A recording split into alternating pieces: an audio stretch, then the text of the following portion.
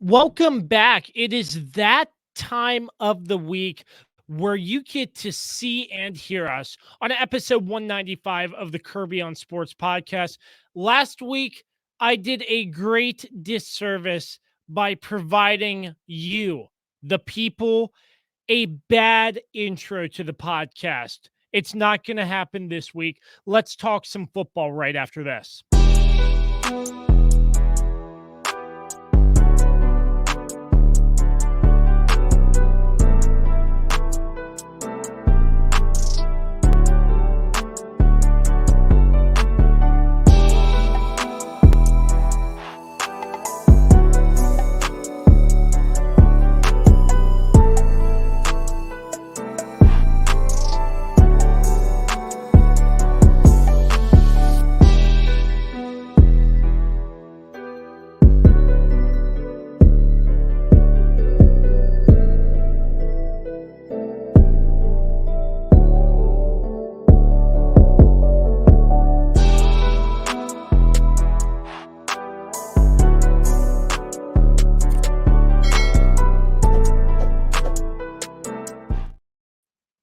Ladies and gentlemen, yes, episode 195 of the Kirby on Sports podcast. As always, a huge thanks to our sponsors, PM Plus Reserves, Shenandoah Primitives, Dr. Dave Leadership Corporation, Mark Francis, with Icon Real Estate, Barrett, Pest, and Termite Services, Mark Lynch with Guild Mortgage, Shenandoah Music, and the official energy drink of the Kirby on Sports podcast. Don't sleep Energy. Use promo code KOS podcast for 12% off your order every single time on don'tsleepenergy.com and Amazon. Not wasting any more time, let's bring in my two fabulous co-hosts. Number one, the weapon, Dan Dembski. Dan, what's going on, buddy? Not a lot, man. Got to enjoy the bye week a little bit, relax, kick back, watch some football, go to a Jonas Brothers concert on Sunday night that I'd forgotten about, so that was interesting, but almost forgot about it. How did that go? Pretty good? Yeah, man, it was a lot of fun. A lot of good songs, a lot of good memories, so from the olden days. So That's it was great good. to hear. That's Yes, really sir. great to hear, Dan. And this is the judgment segment of the show where we bring in Carlos the Swiss Army Knife Martinez to see how bad my podcast intro was. Good evening, Carlos. Can't wait. Meh. Last week. Last week. I mean, it It's a didn't. low hurdle.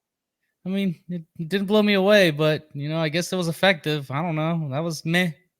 Ladies and gentlemen, we do not have a Carlos rant to start off the show. I am doing such a good job so far. So, how are you doing, Carlos? Doing all right. Just excited for this weekend because the 3-man booth will be assembling once yes. again. And it looks like we're gonna get a rain game, but it is what it is. But Dan, question: what is your favorite Jonas Brothers song of all time? That's tough. I would say probably SOS. I'm not going to sing it right here, but throwback. Yeah, throwback song. But you know what? About you, Kirby? Their newer stuff is pretty good too, though. I like, of course, "Sucker" was sort of their first reunion song. That's pretty catchy. They got good songs all over. So yeah, it's tough to pick just one. I'll be honest. I used to watch Disney Channel a lot, and this was way back. Yeah, I know. 3 years ago. It's okay, you can admit it. Yeah, but anyways, for some reason I forget what show it was, where it was playing, but SOS was always playing, and I'd always just repeat it back. I'm like, well, it just got stuck in my head. So if I had to choose SOS, but I really didn't catch on with the Jonas Brothers as much as a kid. But well, I think when you grow up like with that type of music, you find other stuff that's more suitable for your age. So, I mean, Let's face Listen, it. the We fact that all grew out of nobody that picked stuff. Burning Up, you know, at Burning Up all, is or soft. Love Bug, or you know, True. any of the actual good classics. I mean, SOS isn't terrible. I'm not saying SOS is terrible, but that's like the OG. Okay, but I'm gonna throw a curveball at you guys. Okay. And Dan, tell me if they played this or not, because I don't know if they did. But a song look. that I have become a really big fan of is a collaboration song they did with Marshmello called "Leave Before You Love Me." Let me look. I can't remember if they played that one or not. Leave Before You Love Me. Okay. It's a good one. Gotta It bear is with a me good for one. a sec. I have not heard that one. It's a bop. I It's can't a say I've bop. heard that one. So It is a bop. after this, I'll probably go on and see what it's like. Yes, they did do that. That was their it's actually Excellent. the encore. That was the last song they did. So there you go. Now I regret not going. It's okay. Yeah. Didn't have the It's time fun. for that. It was a good time. Concerts always are a good time, as you guys both know. You have seen me at my one and only concert. Man, that was a great one. That was a Not great great losing my car, but besides that, All right, yeah, we've derailed this podcast enough. yes, I did not derail it, but that it was that's good conversation this time. it's So. a great conversation, but the thing that's another story for another day. We're not going to even touch on that, but great times indeed, boys. Indeed. All right, we got 3 games to talk about. The Commanders, Cowboys, Chiefs. The Ravens were on a bye week, so Dan can just chime in on our 3 teams in chronological order as they were played. The Dallas Cowboys defeating the Seattle Seahawks 41-35. I must say, and Carlos, feel free to correct me if I'm wrong here. Obviously, the defense for the Cowboys, not the greatest. Deron Bland did have an interception, but the offense for Dallas was very explosive on another notch, just from what I saw, that led them to this victory in the fact that the Seahawks weren't able to cash in on key drives after numerous opportunities.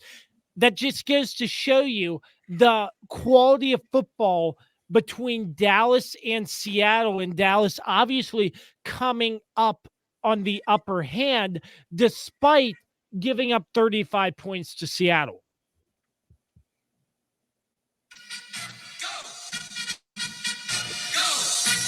Listen.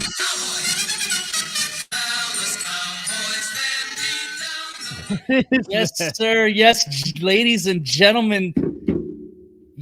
Let's just say it. Let's say it together. The Cowboys finally beat a team with a winning record.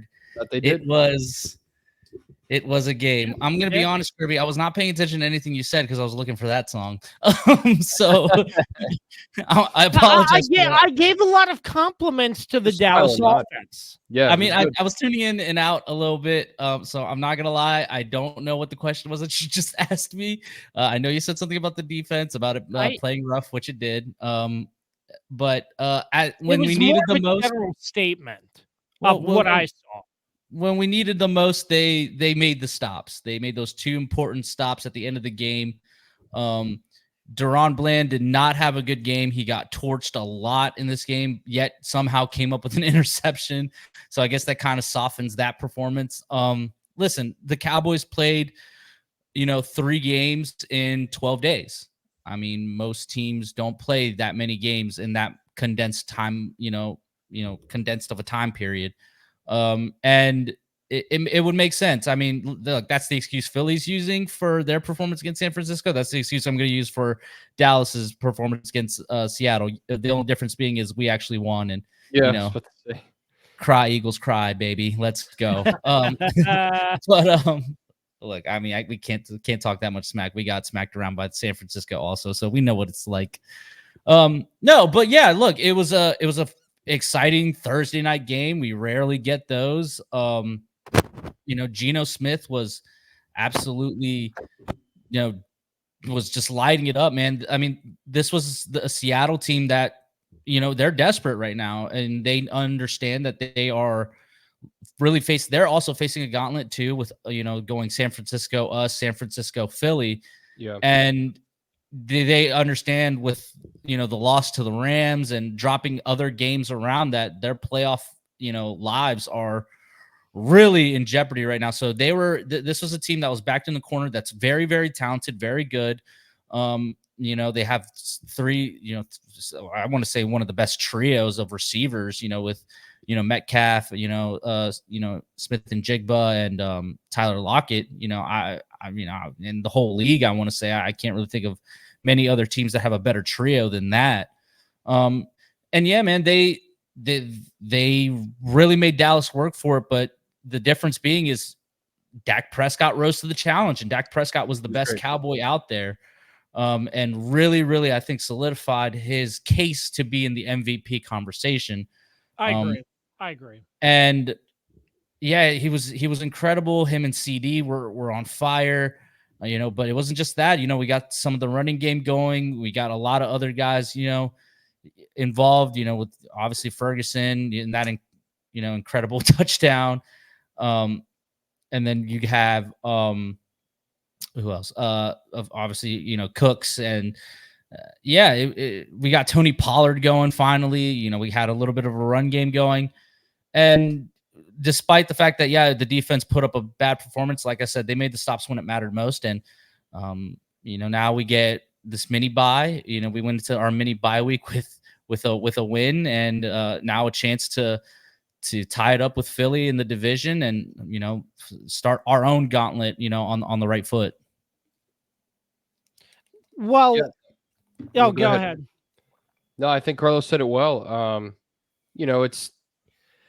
It looked dicey there at times throughout that game. No question about it. But, it's all about how you finish, not about how you start. And I think Dallas proved finally, like Carlos said, they can beat a winning team. I mean, we all knew deep down they were going to, but you play who's on your schedule. So sometimes you don't play teams that are successful. It's just how it works. But yeah, Dallas they're starting to get hot here at the right time. So, obviously we saw what San Francisco did this weekend. I know we're going to talk about that game. They're the team to beat in the NFC right now, no question. So, but Dallas to me is pretty close behind them, I would say. So it's a great win for Dallas. Definitely, like Carlos said, it's been a gauntlet here in the last 2 weeks or so. They've played a lot of football games, so they get to they get a little bit extra rest here, which will be important, and hopefully will help them lead down the path towards the latter part of this season. I want to check the schedule real quick. I've forgotten who you guys play next. Well, we play Philly this Sunday, then we play Buffalo, then Miami, then Detroit, then Washington. Those are some tough games. Definitely this is the tougher part of our schedule, especially because Buffalo and Miami are both away. And just think about how stark of a different environment those two places are. First, we're going to go play in the cold,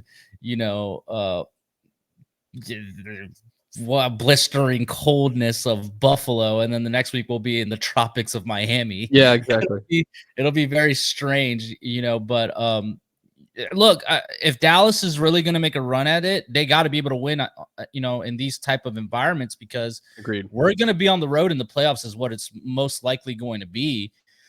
Because even if we beat Philadelphia technically still, they have the inside track in terms of clinching the division and, even clinching the 1 seed still. But we can't get ahead of ourselves here. We have to take care of Philadelphia before we can even think about, what happens after that, and I think a lot of Cowboys fans are jumping the gun a little bit and thinking that this is going to be an automatic win. It won't be. I mean, granted, yes, we played well at home. We haven't lost since that San Francisco playoff game, 2 years ago. Dallas has won every home game since. Despite that, Philly's not going to give it, just going to give it to us. They're going to, want to, wash that taste out of their mouth. But I just think right now, Dallas, the way they're playing right now compared to the way Philly has looked, I just really think Dallas has the advantage and rightfully is the favorite in this game, but I do not foresee this like Dallas winning comfortably. I think this is going to be a battle till the end, especially because this is a division opponent. Yeah, well said. Well, going back to this game, Carlos, I just want to get your thoughts. Dallas's defense has looked well in weeks past, but do you think just because of DK Metcalf and what he's been able to produce, what do you think caused Dallas's defense to struggle the most in this game? No, I said it earlier. I think they're just tired, and Deron Bland was, like I said, did not have a great game. He was giving these guys a lot of like a 10-yard cushion, which you can't do. And sometimes they had some miscommunications on defense, in which, I mean, they had a linebacker on Tyler Lockett at some point, and it was just like, why are we doing this? Look, yeah, they didn't have the best performance, but Dallas isn't going to blow out every team. I mean, we're going to talk about them, here in a little bit, but the Kansas City Chiefs defense, which we've raved about all season, they've had 2 rough games too. And so this just happens, man. Defenses can't always lock down every team, and we're not going to always blow out every team at home, and have a 45-10 game. Like, that's not going to happen. This is good to see that, hey, like, yeah, sure, we might not be having the best game, but in the biggest moments when the team needed it most, needed stops, they got the stops, they got the takeaways. And granted, that interception resulted in nothing happening and no points. The 2 4th down stops at the end of the game were crucial in helping Dallas, get the lead and also holding the lead to win the game. So we can be critical of Dan Quinn here because, like I said, it was not the best performance, and it's okay to criticize the man. He's not God here, I know it's taboo for Dallas fans to criticize him, but he did not call a great game. He did not have a great game plan. But at the end of the day, his guys stepped up, when it mattered most.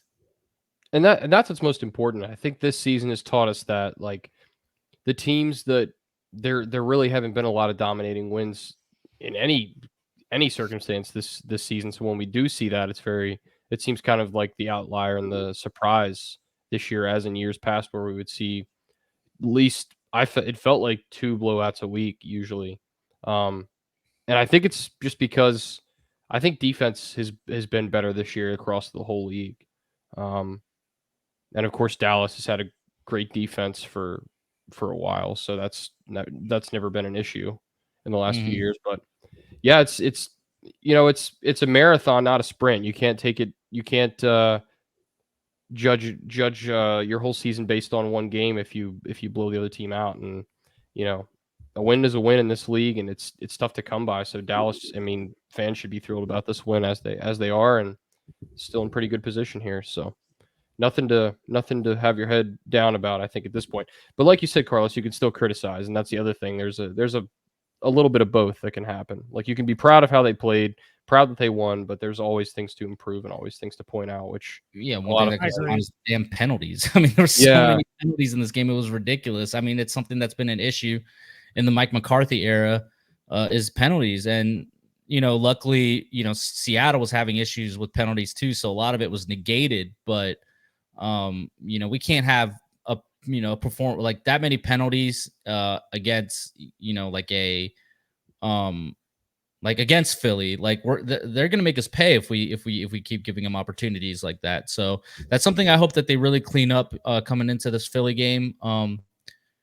And yeah, I mean, if they clean that up and they perform the way that they've been performing lately, I mean, Dallas can definitely beat anybody aside from maybe San Francisco, just because San Francisco is just such a bad matchup for us. But I really think they can go toe-to-toe with any AFC team. I think they can go toe-to-toe with any NFC team besides San Francisco. Right now, yeah, I agree.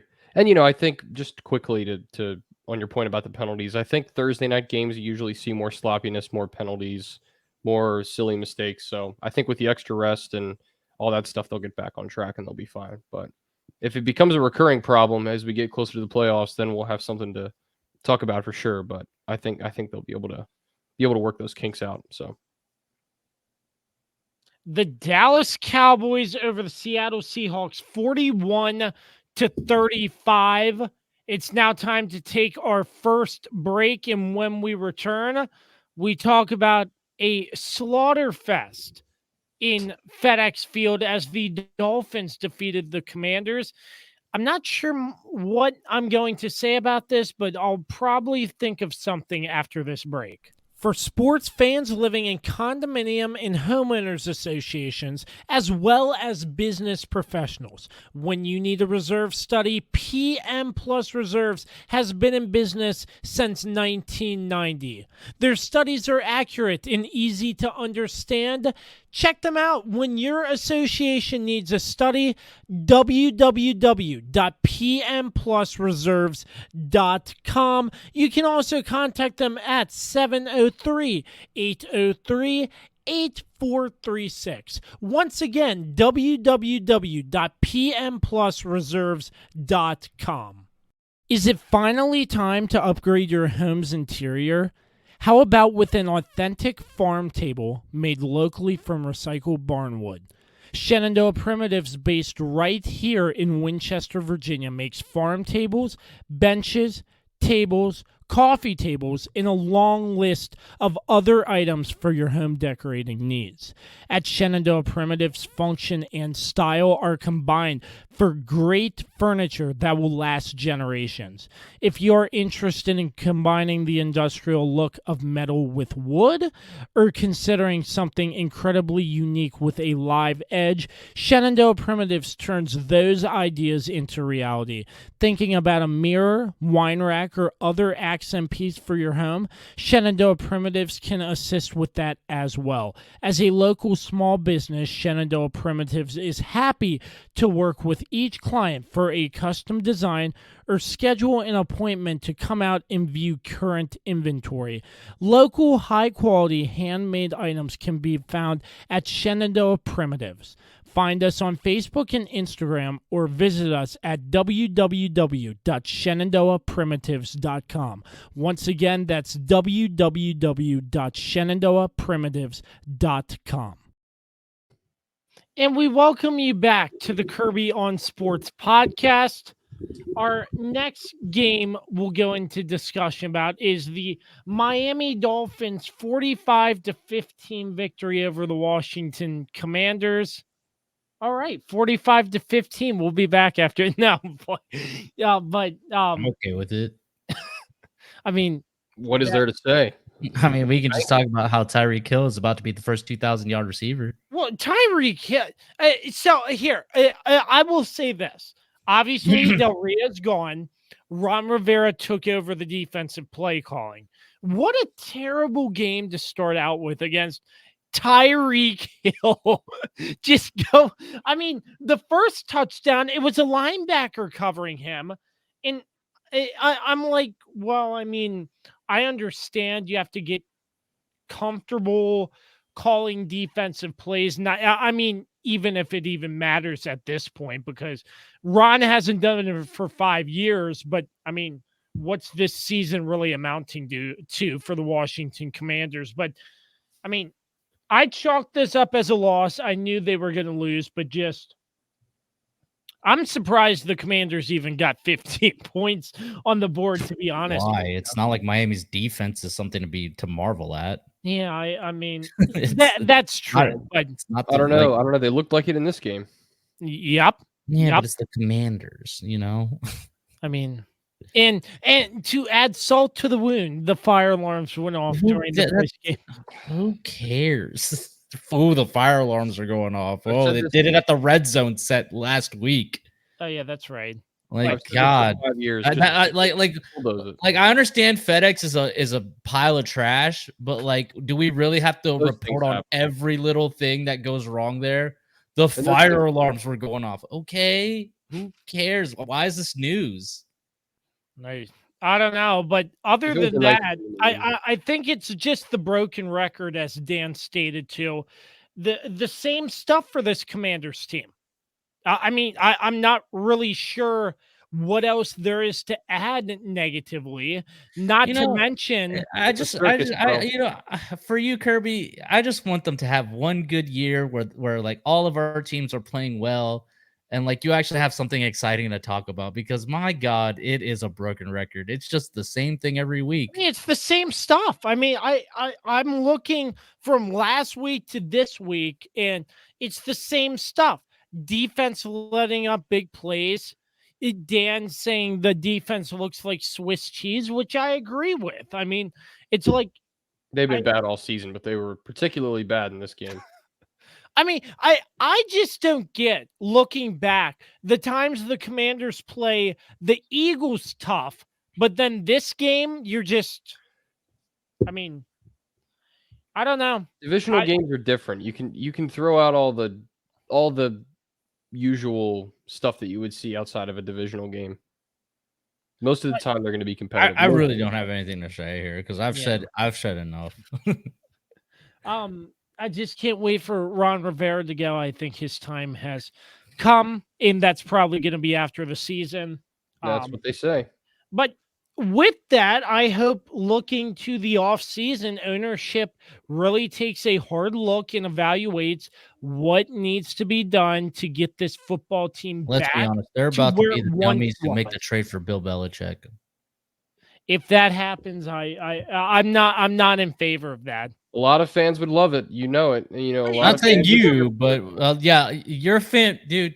The Washington fan base would go They would love it. feral if would love that happened. Like Oh Bill's my gonna God. win us. It Like would Bill's be gonna win the so Commanders another 5 Super Bowls. insufferable and so hilarious when it all flames out and dies, just like any other like quick fix scenario that Washington has tried. I hope this ownership group does not do that. I don't think you guys need to do that. I think you need to get a young coach who has a vision, who has, you know, a plan on how to get this, you know, franchise back to its former glory days of, and you know, hopefully there's a rebrand and a new stadium, and you know, hopefully you guys.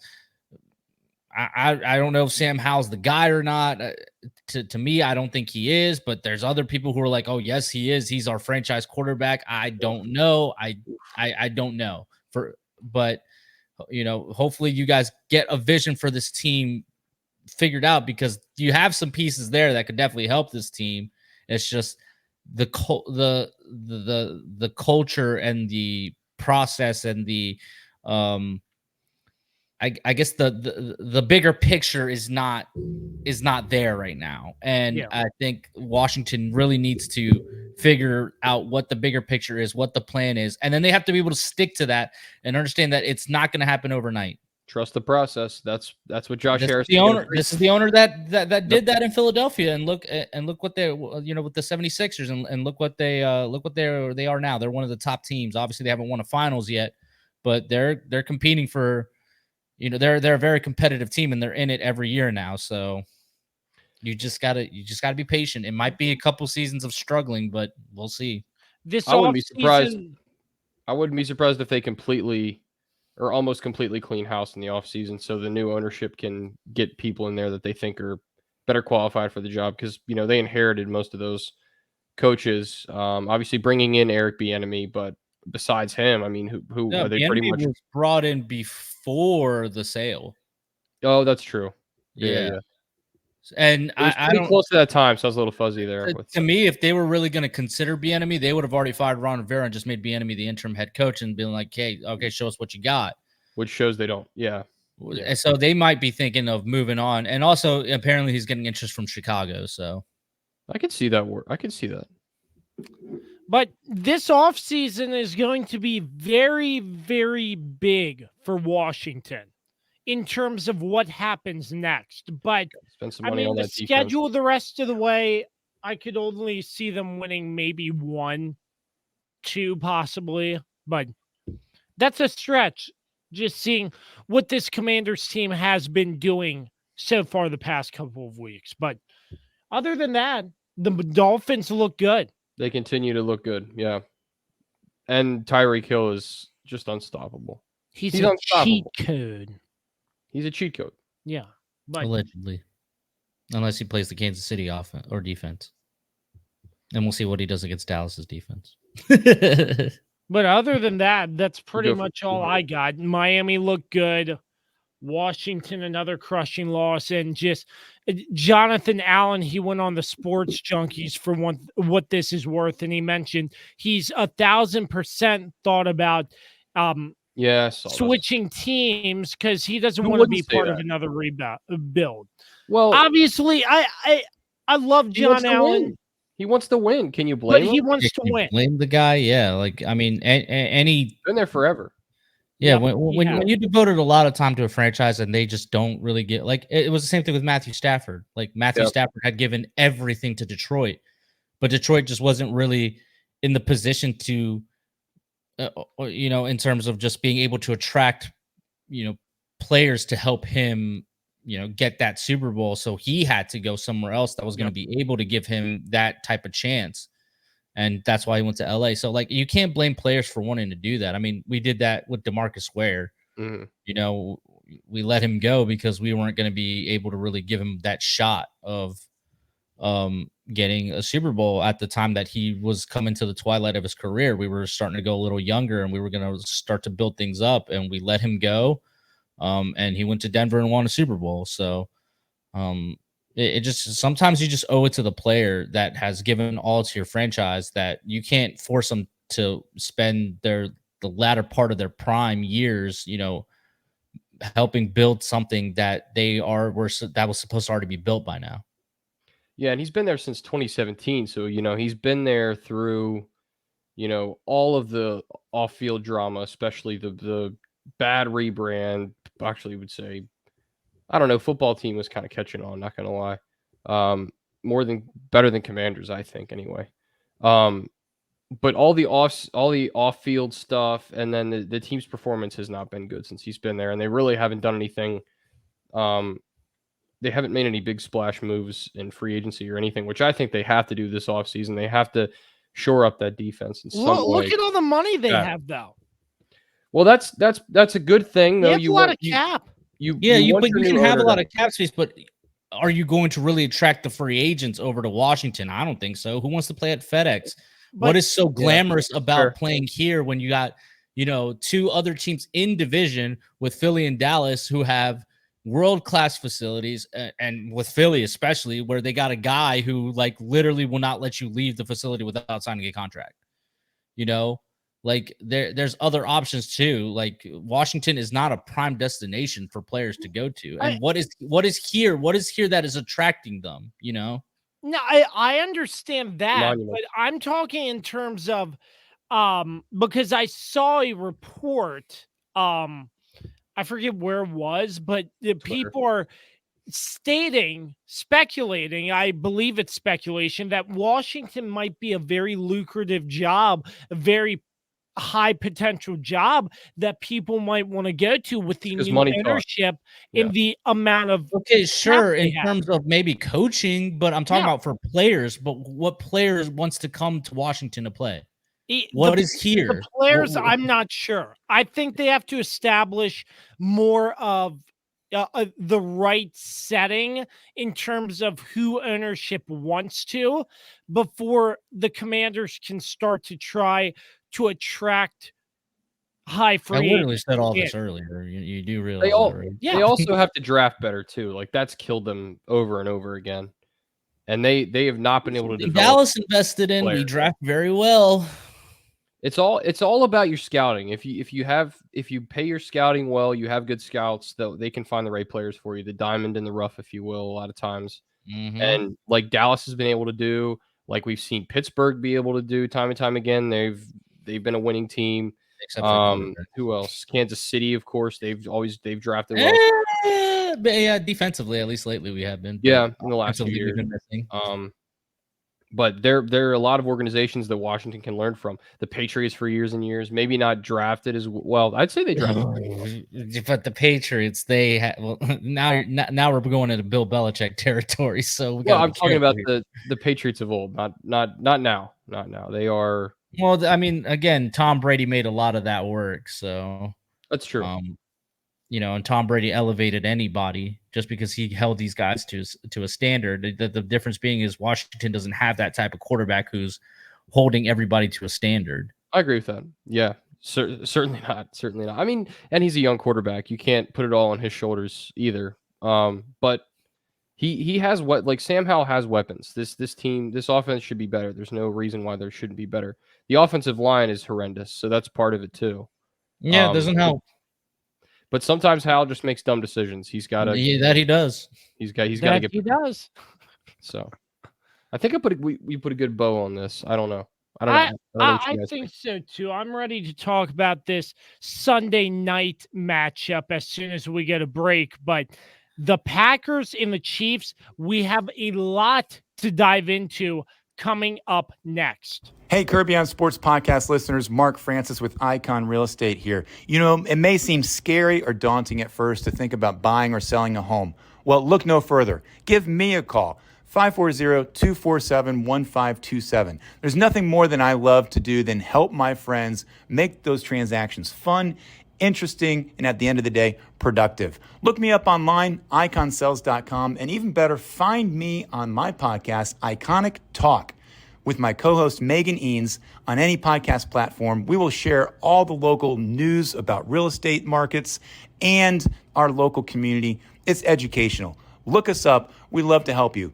Iconsales.com, 540-247-1527. John?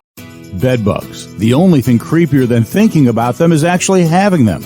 Trust me, you don't want to have them. Locally owned and operated Barrett Pest and Termite Services can keep you from having bed bug nightmares and infestations. Call 540-340-3922 to schedule your free inspection and consultation. If bed bugs are already in your home, we'll get rid of them so you can rest easy. We also specialize in keeping homes and businesses free of other pests, including rodents and termites. That's Barrett Pest and Termite Services, 540-340-3922. And we welcome you back to the Kirby on Sports podcast. I'm here with the weapon, Dan Dembski, and the Swiss Army knife, Carlos Martinez. Now time to jump into the next contest, a rematch of the very historic Super Bowl I, the Packers and the Chiefs. Fast forward to present time, very two different teams, some good competition in this game, but the historic rich history of these two teams and the matchup. It was just a good thing to see this on Sunday Night Football, but 27-19, the Packers get the victory over the Chiefs. Officiating, very questionable. I mean, this game was just with the officiating and just the Chiefs' defense. I mean, I'm not really sure. Break this down for us, Carlos, because it was a very weird game in my mind. I mean, yes, and I don't know. I don't know if it was a weird game. To me, it was just, look, the officiating, yes, was a little iffy. I don't want to talk about that Hail Mary pass interference that for some reason everybody wants to keep talking about, because to me that one doesn't matter. Like, that one is what it is. That happens every time on a Hail Mary. I don't understand why that was such a big deal. Obviously there's the Marquez Valdez-Scantling one that was just egregious. That was an egregious no call. But I'm here to tell you guys that the better team won. Green Bay was much better than Kansas City. They were the right team won this game. The Chiefs were not robbed at all. From the jump, the Green Bay Packers were just better than the Kansas City Chiefs. The defense, and granted, now we have a couple injuries on defense that are not going to be great. The defense just could not stop this Packers offense. And it's the same story with the Chiefs offense. Guys not making plays, for some reason still relying on Marquez Valdez-Scantling and Sky Moore to be the guys who are going to help us. I mean, it's it's very frustrating. Luckily, Rashee Rice was able to get something going, and Travis Kelce had himself a pretty decent game. I mean, obviously he's going to with, Taylor Swift in attendance, he's going to perform well, but all in all, man, it was just a frustrating night, just because this is a team that Kansas City should realistically beat, and we're 13 weeks into this football season, and it feels like they still haven't figured out the offense. And it's just very frustrating that like this coaching staff will not commit to the players who are actually producing. They're not committing to Rashee Rice. They're not giving like Kadarius Toney and Richie James more of an opportunity. And they're sticking with Marquez Valdes-Scantling and again Sky Moore, who I'm about done with the Sky Moore experience, man. That interception, while granted it was not the best pass by Patrick Mahomes, but at the same time, man, the mistake there was just throwing it to Sky Moore, because Sky Moore ran a terrible route, and it wasn't where Patrick expected him to be, and then also did nothing to even try to interfere with the interception from happening. And then the offensive line, man, the tackles are just not good, man. Like, I can't even remember his name right now. The right tackle, the one that like the only way he's good is because he has to false start every time. It's like Lane Johnson over there. He has to try to get the early jump, because now that he's being called on it, he's not. I think it's like Juwan Taylor, I think it is. Yeah. He's just like he's just not good, man. He's not the answer that we needed to shore up this offensive line. And the left tackle has been very he's been hurt, and he was out for a good majority of the game, and came back for a little bit and then went back out again. And Donovan Smith. Man, the Donovan Smith. It was just a very frustrating performance. And then, to lose Drew Tranquil, at the beginning of the game by taking a fat knee from AJ Dillon, and getting a concussion. I think that might have hurt what the defense could have done, because then now we're down to our third string linebacker and third string play caller, because obviously Bolton is, is still on the mend from, having his dislocated wrist, and he was active. He's been activated for his 21-day window, but he's not ready to come back and play yet. And Drew Tranquil did a fabulous job of filling in for him, but losing him in the beginning of the game didn't really help. Chris Jones was just not really. Well, I can't say that Chris Jones, like these guys were getting to Jordan Love, but Jordan Love was doing such a great job of getting rid of the ball and not letting these sacks become a thing. I mean, we can talk about the Packers right now. I mean, the Packers, listen, people were trying to write off Jordan Love too early, man. And look, Aaron Rodgers was not great his first season. Like, he wasn't. Like, it's not like Aaron Rodgers came in and lit the league on fire. Like, he didn't. They were 6-11 his first year. And right now, Jordan Love very well might take this Packers team to the playoffs. Like, they look like they're going to make a push to the playoffs here. Obviously, it'll be interesting to see what happens with Christian Watson. It looked like he hurt himself at the end of the game. Spring injury. We don't know if it's awful. I haven't seen anything yet. That was like, is he just letting the play run out, and then you saw for a second you thought maybe he's just going down, but then you saw he immediately grabbed at his hamstring. I was like, oh gosh, that's terrible. Yeah, he's had hamstring injuries in the past, so it'll be interesting to see if maybe it's just a strain. We don't know.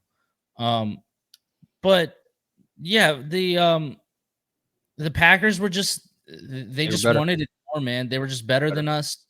And it was very frustrating as a Chiefs fan, because it was like, come on, man, like this is a team we were normally able to beat, and it's just the same old offense not doing enough, and this time the defense just couldn't didn't do enough also. And also we came out with a lot of injuries. And yeah, it'll be interesting to see how the rest of this, season goes for Kansas City, because now we're coming up against the Buffalo Bills, who are desperate. They're going to want, they're fighting for their playoff lives too. And, Kansas City's, this is going to be one of the biggest games of the Patrick Mahomes era, basically. And we'll see what happens. But right now, I mean, I put it in the group chat, I can't see this team making the Super Bowl. I can't. They just don't have the offensive weapons to make and win the Super Bowl. And yeah, it's just, it's not going to happen every year, but it just sucks because we have such a great defense for once, and then we just don't have the offense to go with it. And if they had the offense to go with this defense, I mean, this Kansas City team would be unstoppable. And they just look discombobulated throughout the entire game, and it's something that you've said all season, Carlos. Like, they're just out of sync, and I can't put my finger on what it is. I know the receivers haven't helped, but Mahomes at times has been a little shaky too. So he's been shaky more because he doesn't have guys that he can trust are going to make confidence plays. in his guys. And I mean, think about it. Before, it was like the receivers before just knew where. Like, he made it work with Brian Pringle before. Like he's on Washington now, and like he doesn't do anything. Right. But like what I'm saying is like guys kind of knew like where to go. Like they had like a hive mind, like it's something that him and Travis Kelce have, but obviously now they're like triple covering Travis Kelce. So like he can't go to Travis Kelce, and there's no other receiver making plays. No, you watch the all 22 and nobody's open. Like Sky Moore can't get open. Marquez Valdes-Scantling doesn't get open. The only guy who gets open and makes plays is Rashee Rice, and that's it. Right. That's it. And that's why you see Patrick Mahomes, and Patrick Mahomes puts it in spots for his receivers to get. They're just not making the plays. But that's why you see him rattled sometimes, because it's like, where do I even go? Like, what do I do? Yeah. Why does he have to be Superman every game? Yeah. To try to make it happen. It's like I said, it's frustrating because this is the greatest player we've seen possibly ever, and they're doing him a disservice by not giving him proper weapons. I mean, my God, is it that hard to call up Jarvis Landry and maybe T.Y. Hilton and see if those guys are ready to go? Like, T.Y. Hilton came into Dallas last season and made some impact plays. Like, I'm pretty sure he could definitely help here. Yeah, they have to do something. They can't just sit there and let this continue to happen, because now they're 8-4, right? So they're still in the, obviously currently they're in third place. They can still, I mean, I think they're still, if they lose this game on Sunday to Buffalo, the 6th annual Arrowhead Invitational is over. It's over. Like it's canceled. Yep. And yeah, right now, but if they win, I think they get the 1 seed. I think they do, just because of the remaining opponents that Baltimore has, and who else is above them, and Miami have too. Yep. I think Kansas City cruises to the 1 seed. I still don't think they make the Super Bowl, but I think they get the 1 seed at least, and everything goes through Arrowhead. But if they lose, I mean, it's Baltimore's to lose at that point. Yeah, I don't know. I'm not 100% confident. That's a tough schedule, so I'm not. I mean, you guys do play. Miami and Baltimore do play each other, so that's right. Well, going back, the Green Bay Packers, they got off to a slow start, but they're kicking. What? They did not go. The Packers got off to a slow start. Overall, not no. Oh, and then the season. Yeah, the season. Okay. This game. Okay, I'm sorry. I misunderstood you. I'm sorry. So the whole season, Packers obviously off to a rough start, but it looks like they're kicking it into gear at the perfect time in the season. Just give this team some time, but I like the direction this Packers team is going. So do I. I like it too. They're obviously the youngest team in the NFL. But I think, you got to give LaFleur a chance to really coach these guys up. And LaFleur is undefeated in December. And right now their schedule is very favorable. And they really could be making a run to the playoffs here. Yeah, and is it true that like their youngest player is like, I'm not sure if I heard this correctly last night or not, but it's like was drafted in like 2019. I don't know if it's offense or defense, but that sounds a little too good to be true. But I don't know. I heard Collinsworth say something to that effect. That's crazy. That's just they're a very young team. Like they're a very, very young team.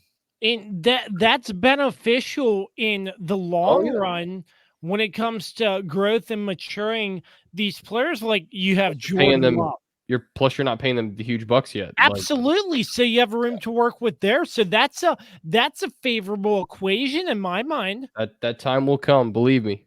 If Jordan Love continues to play at a high level, he's going to want that huge contract, another record-breaking contract, I'm sure. And then we'll hear it all over. Well, they're going to have to figure out what they want to do with him because again, he's already on his 4th year. They did pick up his 5th-year option, but the question being is, do you guys want to re-sign him now? I don't know. I mean, he obviously hasn't earned a gigantic contract, but a lot of quarterbacks haven't, and they've gotten him anyway. But yeah, but like Jordan Love definitely has not. He hasn't done anything. He hasn't had the experience at all. Yeah, and that's going to be the key question here is what does Green Bay like? Do they really think he's going to be the guy of the future? We'll see. Yeah, it's tough. It's a tough one. But overall, just looking at the Packers, I like the direction they're trending with their favorable schedule. It could heat up on the NFC side of the playoffs here in just a little while over the course of the next couple of weeks. So it's going to be really interesting to see. Yeah, definitely. But the Green Bay Packers over the Kansas City Chiefs, 27-19. We will take a quick break, and when we come back, we'll wrap things up with the breeze around the NFL and the Kirby on Sports. PickEm, stick right here with us. It's Matt from Shenandoah Music, and there has never been a better time to give the gift of music. These are our best deals of the season with 30% off student band instruments, 10% off Fender American Pro guitars, 10% off Zildjian cymbal packs, and even more. And we've got gift cards and layaway available. Plus, you can buy now and pay later with the Shenandoah Music credit card, or you can pay with the firm. So when you think music, think Shenandoah Music in Winchester across from B-Dubs. Hi, this is Mark Peter Lynch with Guild Mortgage. One of the greatest joys in doing business over the last 30 years in the Shenandoah Valley is helping people buy their first home. Buying their first home and putting the keys in their hand at the closing table has brought me so much joy. If you want to buy your first home, a second home, or an investment property, or build wealth through investment in real estate, give me a call. My phone number is 540-664-4700, or you can find me on the World Wide Web at www.marksmortgage.com. It is now time for the breeze around the National Football League right here on episode 195 of the Kirby on Sports podcast. Gentlemen, are we ready? Let's do it. Let's do it. Starting off, a 6-0 victory, the Chargers over the Patriots. There's no point of talking about this. God, that movie was so so bad. So bad. Brutal. Both those teams should have been expelled for that performance. That was God. I hope we get relegation one day in the NFL. Right. Oh my gosh. I mean, I'm not saying that the Chargers deserve to be relegated, but like the Patriots gotta go, man. They're brutal. The Lions over the Saints, 33-28. This was sort of a interesting matchup. Derek Carr goes out. Jameis Winston comes in. There are times where it seemed like the Saints were coming back, but again, the Lions. Why don't the Saints trust Taysom Hill? He's been like the best. Why don't the Saints trust Taysom Hill? That's a good point. I don't because think like they trust him to throw it more than like 6 times. but he's 7 been times. the only thing that works whenever he comes out. Like that offense is, I don't know, man. The fact that Because he's a gadget player. the fact that they thought that Derek Carr was Oof. going to be the answer Big to miss. this team has been, it's been such a miss. And yeah, I don't know what they do in New Orleans, but I mean, at least the division is so bad that they're still not out of it. Yeah, that's the key thing. Yeah, And for the Lions, and for the Lions, just I mean, that defense is just, it's a good story that they're like winning games and that they're, going to be in the playoffs, and they very well may win a playoff game. Much more than that. But they're not in the same tier as, Philly, Dallas, and San Francisco. Yeah, Moving- agreed. Yeah. No, I don't have much to add to that. I think Carlos is spot on with both. Yeah. And the Lions have been sort of all over the place. It's hard to really nail down that they are, and they're definitely not one of the elite teams like Carlos said. And yeah, the Saints seem to have a mess on their hands. They, like Carlos said, they thought they were going to get a lot more with Derek Carr, aka winning, but it hasn't been that way. He hasn't been #winning, so it's failed to this point. And Carlos is right. Like, how do they get out of this situation? They can't. They're so cap strapped, and then they're financially committed at this point. Yeah, and then I just don't think they have the best coach, and their defense is aging, and it's just not a good situation in New Orleans right now. They've got all the problems at once, pretty much. I guess you could say. Well, they tried kicking. They've kicked this cap thing. They've kicked the can down the road for so long that like it's just finally starting to catch up to them, and it'll when you've had Sean Payton and Drew Brees for so many years to cover up all that stuff, and you don't have it anymore, then now you're starting to see the effects of why it's so important why having guys like that are so important to a franchise. Totally agree. Moving right along, the Falcons over the Jets, 13-8. Skip this one too. It's another brutal game. I can't. Can we just annex the NFC South? Like, please. I just can't stand their games at all. And then the Jets they're just so bad right now. And like, they're trying to go back to Zach Wilson, and he's like, I'm not about it because y'all talk so much trash, which I don't blame the guy. Yeah, they're kind of right too, but he's the best option they have. It's so bad. But that's on New York's fault, man. They should have made a move. I mean, I don't know why they really believed in this whole Aaron Rodgers thing, that like he's gonna come back, and like, no, it's not happening. And the only reason they had Tim Boyle was because of Aaron Rodgers. So, yep. And and they finally released him. So that's another mess of a situation for sure. But can Aaron Rodgers save them next year? I guess we will see. Probably not, but no, they got to get a better line. Moving on, the Cardinals defeating the Steelers in a prolonged game with a rain delay. I know Dan is happy about that. Screw the Steelers. They finally got what they deserved. Dude, this Thursday night game is going to be so bad. Trubisky against Bailey Zappi and or Mac Jones. Did you see the graphic on Thursday night? Talking about the graphic, how they put Bill Belichick in because there's like no player to really. I've only seen it 10 times, Kirby. Oh my god! Yeah, it's not a good. I can tell you right now. Listen, ladies and gentlemen of America, go outside and touch some grass. You do not have to watch this game. Okay. Do anything else. Go have dinner. Pick up a hobby. Read a book. Go Christmas shopping. Bake cookies with your kids. Spend some time with your kids, maybe, I understand it's football season, but guess what? You don't have to watch this. This is going to be a 3-2 game. It's not going to be good. It's fine. I'm definitely going to avoid watching this. So I will not be watching. I'm with the rest of America, hopefully, on that one. Yeah. And how Michaels is going to hate calling. Dude, they're going to phone this call in so hard. Al Michaels is going to be bored out of his mind. Watch this be like the game of the year. Yep. But Kenny Pickett, though, he did get injured. Looks like he's not playing. He will not. Yep. So It's going to be interesting. But moving on to an overtime game, the Colts over the Titans, 31-28. This Good was an game. exciting game. It an was exciting very game. exciting. Guys, the Colts they might get into the playoffs here.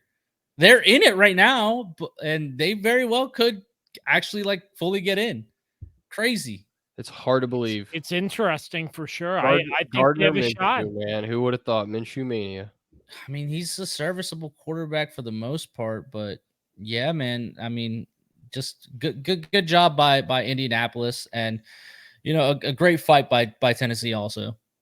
Yeah, just a really solid game in the early window for sure. The early window had a lot of great games. Yeah. Pretty good from start to finish. So it's good to see that one. Moving on to another thriller, the Texans over the Broncos, 22-17. Dan, my boy. Dan, you were stressing. I was pissed. We'll talk about that later. Because I knew as soon as this chip fell, I was like, my lead's gone because I know I'm going to lose the other ones. So. Hey, we'll talk about it later. About it later. Never bet on Russell Wilson again. Never. The Bucks over the Panthers, 21-18. Who cares? Who cares? Bad game. God, I hate the NFC South. They're so bad. There's no good football in that division. No, none. Not Like even and it's just so frustrating that they get a freaking home playoff game and Dallas has to go to that. Like, and we're gonna be like we're gonna have like 5 more wins than this team, and we have to go on the road. That's BS, man. Like there should really be the NFL really needs to implement a rule that if the wild card team has more wins than you do, they get the home game. It should not. This doesn't make sense. Like just because you win your division, you get a home game. But what if your division's crap, like the NFC South is? What about when Washington hosted a playoff game? It's 7-9. They shouldn't have, but granted, I mean they hosted it. It's not like they really got an advantage. There was no fans. Yeah, it's true. That is true. Yeah, but it was a competitive one. That is for sure. I will give them that. It was competitive. But yeah, I mean, like given a team with a losing record competitive, you wouldn't have thought. Well, it's just, I guess more it's like because it's going to be back-to-back years where Dallas had the better record and is still going to have to go on the road. Yeah, I agree. And if they lose, that'll be the excuse, right? No, I'm just kidding. No, we already got that monkey off our back. So moving on, the Los Angeles Rams hand Joe Flacco his first career loss as a Cleveland Brown. Joe Flacco did look good. Guy was on the streets 2 weeks ago. Off the wagon when Dustin Hopkins missed that field goal to tie it in my mind. Yeah, I didn't catch much of this game, but I was me either, to be honest. Keeping track of the stats. Just not a very good game for the Browns. I don't really put this on Flacco though. It's the guy is like 100 years old, but also then they lost like Amari Cooper like in like the second quarter. Yeah, correct. They did. Right. So, Joe Flacco tossed 2 touchdowns, 254 yards. No, he did good. Maybe another Super Bowl run for him. Who knows? All right, let's slow the roll. Can't turn the clock back 10 years, although he would like to, I'm sure. Yep. Here's one we're probably going to get into a little bit. The 49ers over the Eagles, 42-19. Hey, let me tell you, my football team, the Commanders, here we go. Security doesn't get thrown out, but Philly's does, because that's Philly for you. What? I understand, but I don't understand why your head of security. What? No, your head of security just gets hit by a flying railing from your stadium. Yeah, that's true. Yeah, no, that was probably the wildest thing, that a guy who's not involved with the, in terms of the actual game somehow, is on the sideline and got a player thrown out. And it was not a 1-for-1 there by throwing him out and throwing Greenlaw out. I mean, the penalty was deserved. The ejection was not. Yeah, agreed. Greenlaw should not have been thrown out of the game, but luckily it didn't affect anything. Luckily, the San Francisco 49ers were able to handle business. And I mean, look, I'm scared of the 49ers, guys. I'm really scared of the 49ers. If You they should have the be. Avengers together, You should be scared. it's really hard to see a team being able to beat them because they're so physical, and then their offensive weapons are just so good. I mean, Philly, I mean, they dominated the first quarter and still got blown out. Like, and granted, it was because they weren't able to, the two drives that they had in the first quarter, they weren't able to put up any touchdowns. It was just 2 field goals, and that kept San Francisco in it.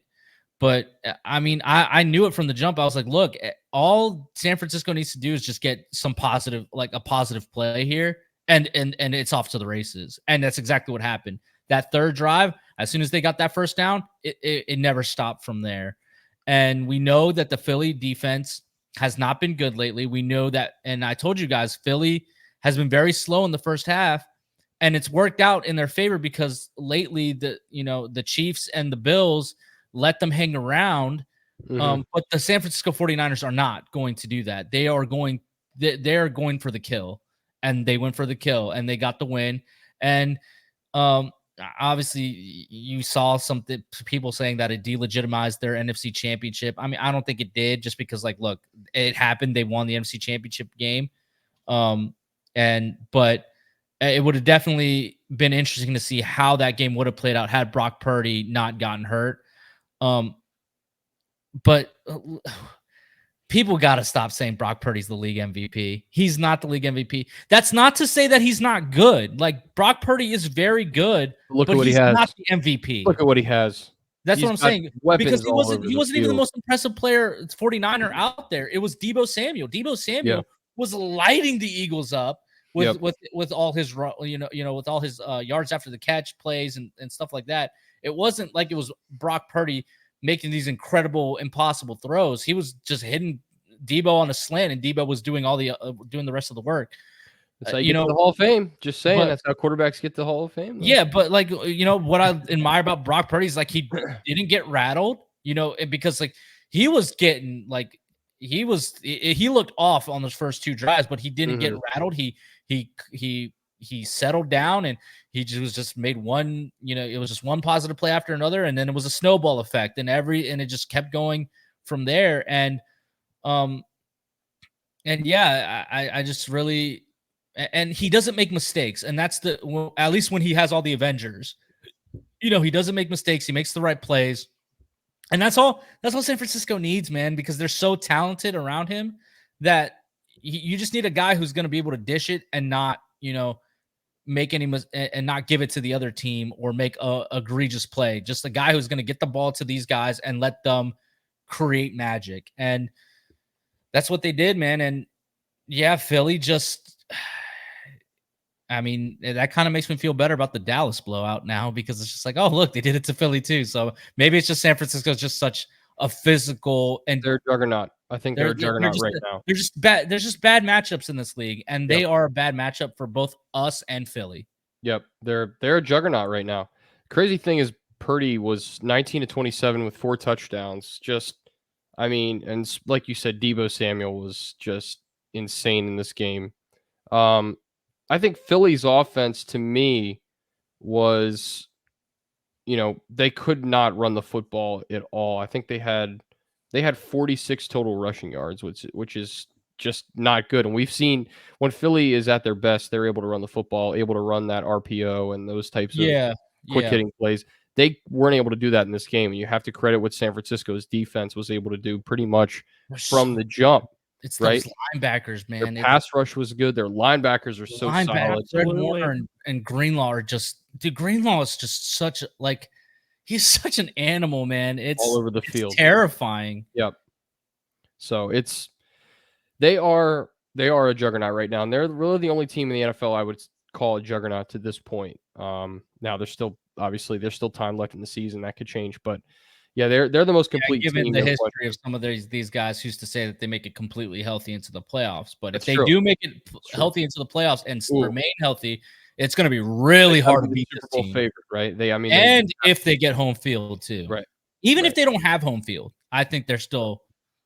I think they're still just, they're so scary, man. And they're like, That's why I'm kind of hoping Philly keeps the 1 seed. Like if it's going to go the way I think it's going to go, I hope Philly keeps the 1 so that if Dallas, does win against whoever the NFC South winner is, they would have to go to Philly first instead of going to San Francisco. Right. And then we would avoid seeing San Francisco because I think we can beat Philly. I think we can beat them in Philly. We already proved that we have the potential to do that. But I'm trying to avoid San Francisco as long as possible because I can't go through that, man. I really can't. Yeah, they are a scary good team right now, and I don't really see anyone getting in their way. But like you said, Carlos, injuries happen. The crazy stuff happens in the NFL, and injuries probably are at the precipice of that at this point in the season. And as we make our way into the last 6 weeks of the season of the regular season, 5 weeks of the regular season. So it'll be interesting to see if they can keep it going, but man, they are scary good. And I think Philly will be fine. They'll still be high up there and they'll still I'm not seed. necessarily worried about them in terms of will they make the playoffs. It definitely humbles them a little bit though. It shows, hey, you're not as high and mighty as you in a thought bag you of were. potato chips like you guys thought you were. Yeah. Shut up, Nick Sirianni. Sit your ass down. Hey, you get baby. When you talk so much smack, man, and you get got, people aren't going to forget that. So there you go.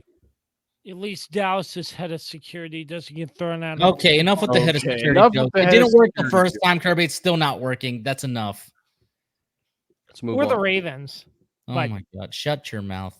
But I'm just saying this really shakes up the playoffs a little bit in my mind, and it's again going to be very interesting to see later and later down the road how this playoff picture fares after the last week of the season. Totally agree. So with that, the 49ers over the Eagles 42-19. And the last game that I almost forgot, the Bengals over the Jaguars in overtime 34-31. What a game Jake Browning had. I'm going to be completely honest with you. I didn't watch. I did not watch because I didn't think it was going to be good. I did not think it was going to be good. Bengals look good. And Joe Mixon was really good in this game. I thought that was my first just blind impression. But no, yeah, you said it, Kirby, off the top. Jake Browning played really well, and sucks what happened to Trevor Lawrence. Obviously, thankfully it's just a high ankle sprain. Yeah, it looked a lot worse than it really is. Yeah, supposedly, which is no really, cart really though. Really, Jacksonville, no cart. We have a pool, but not a cart. What's the deal with? They made him walk like 500, 600 yards through the. That's ridiculous. We see RG3 jumping in a pool with a full suit, but yet they don't have a cart. All right, you can. But it was a good game. Came down to the wire. Browning 32-37, 354 yards and a touchdown. And as you said, Dan, Joe Mixon lit it up. But it's really good news to see Lawrence just an ankle sprain because it looked like his teammate just got pushed back on him. It happens. It's something that happens constantly in the NFL. And I saw something said that like what really saved Trevor Lawrence is that he's very flexible in his ankles apparently. So like there was another clip from I believe last season where kind of the same thing happened. He was rolled up on his ankle, but because he's got very flexible ankles, it saves him from having like catastrophic injuries down, in that area. So good for him. And I'll say this for Cincinnati, like they're the number 10 team right now in the AFC, but they're right on the outside of the wild card. Barely. I don't think they may. If they win on Sunday, man, they have a chance. They'll be right up there. Again? They're playing hold on, I just saw it. I forgot already. Hold on. I don't even know who Cincinnati's playing. They're playing the Colts, who are the 7 seed right now. So they beat the Colts. Watch out. I don't see it happening. I don't think we have enough of it's not like the Jacksonville defense is that great, No.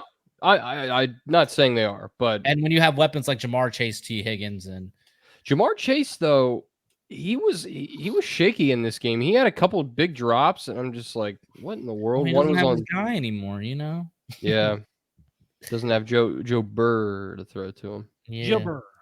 So, Cool. But yeah, I think the Jags will be fine. Obviously, if Lawrence comes back, he might take him a couple weeks, but I feel like he'll be back. And Well, you I never mean, know with a high ankle sprain, but it just depends on how much of a warrior he is. I mean, think about it. Patrick Mahomes did his, but Patrick Mahomes is Patrick Mahomes. we remember that. Of course, you got to bring him up. I mean, I'm just won kidding. the Super Bowl. I mean, like if he's the On one prince who leg. was promised, I mean, he's coming out and he's playing. He's not sitting back there, you know. Yeah, got to give a lot of credit to that for sure. But I think he goes, no doubt. This is an important stretch for the Jags, so we'll see if they can pull it out. With that concludes the breeze around the league, and we are jumping straight in to the Kirby on Sports PickEm. We'll throw it to Carlos, the Swiss Army Knife Martinez, and the head of security, making sure the stream. Dude, okay, runs smooth. enough with this head of security thing. It's not funny, dude. Like you're not. It's not happening. It's cringe. Stop trying to make it happen. Just cringe. Well, you didn't let me finish. I said making sure the stream is over secure. here keeps Green trying to tea. make this dad joke work, and it's not working. I know. Probably. I just thought it was funny, but Carlos Martinez with Only you. Kirby on Sports PickEm. Drum roll, please. Just kidding. Are you gonna pull it up? No. There we go. Jesus, what are we, rookies here? My Sorry. Well, ladies and Kurt. gentlemen, a big breaking news. We have a new leader. After 13 beautiful weeks of football, the Dan's worst nightmare has happened. And the king has returned to the top of the throne. Yes, ladies and gentlemen, it is true. After 13 weeks of football, we have a new leader. The standings goes as follows. Your reigning, defending, undisputed Kirby on Sports PickEm's champion, Carlos the Swiss Army Knife Martinez, is now in first place of the Pick'ems. Yes, sir. Yes, sir. Congratulations. Why are you clapping, Yes, Kirby? Don't clap. sir. With Don't a encourage him. astounding 51-27 record, went perfect 6-0. I hope you guys copied my picks because I would have won you a lot of money, baby. Let's go. Dan is not. It's not like Dan got. Can I say something? What? Notice when I went 6-0, I didn't make a scene. All right, go ahead, Carlos. Oh well, Dan, my shtick. I know. Shtick, okay, we have to keep the roll going. I'll let you play it out. Yep. God. Anyways, yeah. So I'm at 51-27. I went 6-0 for the week. But hold on. Pause on that. I'm pretty sure I went crazy for you though. You might have. I think we'll have to check the tape on that one. No love here. Anyways, Dan has moved to second place, but is only one game behind. It's not like I have a sizable lead on him. It changes this week. We could be tied again. We could be tied. Dan is 50-28. He went 4-2 for the week. And Kirby is 44-34, obviously in last place, very far behind in last place. But he had himself a pretty good week at 5-1. The only game he got wrong was the Broncos-Texans game. So he was only one game off of having a perfect week. So a strong performance by you, Kirby. Strong performance. Thank you. That's what you need. You need constant, strong performances. Yep. And that'll help you get back into it. Absolutely. With that being said, we have 6 games to choose from. We will be choosing from the Eagles-Cowboys, the marquee game. We'll be doing Bills-Chiefs. We'll be doing Rams-Ravens, which the 3-man booth will be live. We will be doing Broncos-Chargers. We will be doing Vikings-Raiders. And we will be doing Jaguars-Browns. I will go first, as always. I will be taking the Cowboys, of course, contractually obligated. And I just think that they're going. I think this game being at AT&T Stadium, I think with the way these teams are trending, I just think Dallas wins. I don't think it's like a blowout or anything. I think it's going to be a very competitive game. It's a division game.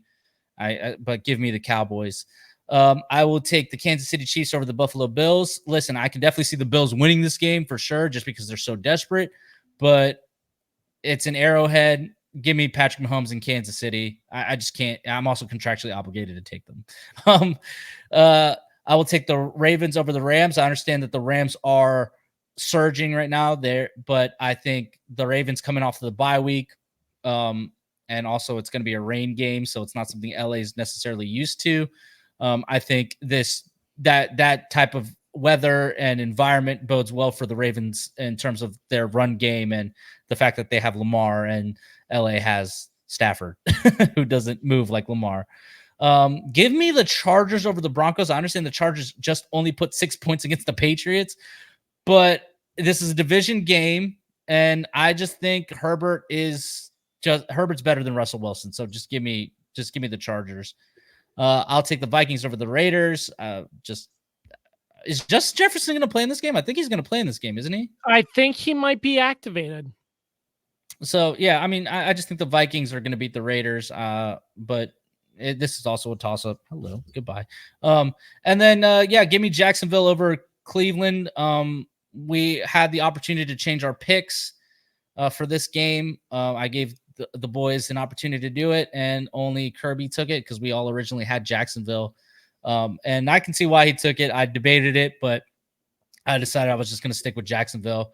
And yeah, those are my picks. And with that, I send it over to the number one contender, Dan. Thank you, Carlos. This is a heck of a competition between us, man. Only one game right now. That could change if very quickly. Why do I bet on Russell Wilson after I said I wouldn't? It's true. Someone rewind that and delete that I said that. All right. Anyway, I'm going to start with picking Dallas over the Eagles. I think the way the Eagles played on Sunday, I think the recent trend I don't like very much, and I like Dallas at home. Dallas is a great team at home. They are kind of unstoppable in that stadium, so I'm going to take the Cowboys. Close game. I think it comes down to a field goal, but I think Dallas ekes out a win, an important win in that respect. I'm going to take Kansas City over the Buffalo Bills. Kansas City's kind of been struggling here recently, as we alluded to, but I kind of like them in this situation at home to bounce back. Andy Reid coming off a loss. There aren't a lot of coaches in the National Football League better than Andy Reid when it comes to bouncing back and getting a win after a loss. So give me Patrick Mahomes and the Kansas City Chiefs at home. I'm contractually obligated to pick the Ravens over the Rams, a game that the three-man booth, as Carlos alluded to, will attend. But I think I picked the Ravens either way. They're the better football team, and they're coming off a bye, so I think that gives them a good edge as well. Give me the Denver Broncos over the Chargers. This was a tough game for me. I sort of flip-flopped a couple times before I decided to pick the Broncos. This is a tough game, but I think the Broncos bounce back. I hope they bounce back. We will see what happens, but not too confident in that pick, but I'm going to take him anyway. Give me Denver to take down the Chargers in LA. I'm going to take the Vikings over the Raiders. Raiders are kind of they're a mess right now, so I don't have a lot of confidence in them. The Vikings, we'll see what happens. They've come back down to earth a little bit after the first week or so of the Pastronaut. So maybe they can get back on track with Josh Dobbs can get back on track in this game. I think they do. So give me the Vikings. And then finally, I will take the Jacksonville Jaguars over the Cleveland Browns in Cleveland. Tough game, obviously, without Trevor Lawrence. But I think the Browns are a little bit more of a mess right now as a team. I mean, anytime you sign a guy who's been, whose moment of glory was 11 years ago, you're kind of desperate at that point. But he is a veteran arm talent, and I could see the Browns, getting this win as well. But I'm going to go with the Jaguars. So there you go. We'll take it to the CEO host of the podcast, Mr. Cream Cheese, Josh Kirby. Hey, thank you very much, Dan. I appreciate it. Good picks by you two as well. I will be taking the Dallas Cowboys. Philly coming off that loss. I don't think they can rebound well going into AT&T Stadium. So I have the Cowboys. I have the Chiefs over the Bills. The Ravens, I will take over the Rams. projected forecast is rain. I think the Ravens have a good running attack, obviously, with Lamar, who Wow, takes it's like you're carries. copying everything I said. Those are my thoughts too. It's not like, but Mhm. still, the Good rain. old cream cheese copycat over there. Oh, cream cheese copycat. That's good. That's but a new one. Write that down. That's good. But I think the rain. I think that's gonna play a big factor in this game. He's literally saying it verbatim right now. Yeah, the Ravens. I'm picking the Broncos over the Chargers. This is going to be a close game. I wouldn't be surprised if the Chargers come out on top. But again, I'm picking the Broncos. I think they're heating up at just the right time. But heating up, not saying they're going to make the playoffs, but just they're heating up, looking a little bit better than they did at the beginning of the season. They have a shot. Let's not forget. Yeah. I will take the Vikings over the Raiders. I think Josh Dobbs, he had a rough game, but I think he comes back. I just don't think the Raiders have what they can do to stop this Vikings team, because they do have some weapons as well. And this one's going to be tough, but with the status of Trevor Lawrence, I'm going with the Cleveland Browns. This could come back to bite me, but those are my thoughts. I will be picking the Browns over the Jaguars. And with that is the Kirby on Sports PickEm for Week 14. Again, you pick with us as we post this on the Kirby on Sports Podcast Facebook page. And if you pick the most amount correct, you win a free large cheese pizza from Anthony's Pizza in Stevens City, home of the Warrior. Thanks once again to Anthony's. Me and Dan should get one free cheese pizza each, considering we both went 6-0 on a certain on separate weeks. I'd say that's fair, right? Let me give my producer a call about that. We'll Your producer, how about you call Felice, the owner of Anthony's Pizza? Your producer. Sure. Put some respect on his Not name. Radio. This isn't radio. Stop trying to make this radio. Radio's dead. Oh, here we go. Here comes the rant. No, it's just, but anyways, with that wraps up episode 195 of the Kirby on Sports podcast. As always, you can find us on all streaming platforms and all social media platforms. KirbyOnSports.com as well. Please subscribe, like, comment, share this out, and give us a 5-star rating if you can. We greatly appreciate the support. But boys, always fun, and looking forward to being with you this week. Baltimore, and it's the Ravens and the Rams. Baltimore. Yes, sir. Let's go. Although I'm afraid of this rain, how I'm going to dress, but I'm also like, what the heck do I even wear now? We got ponchos. They're not. We got ponchos, but this is a discussion we can have off air.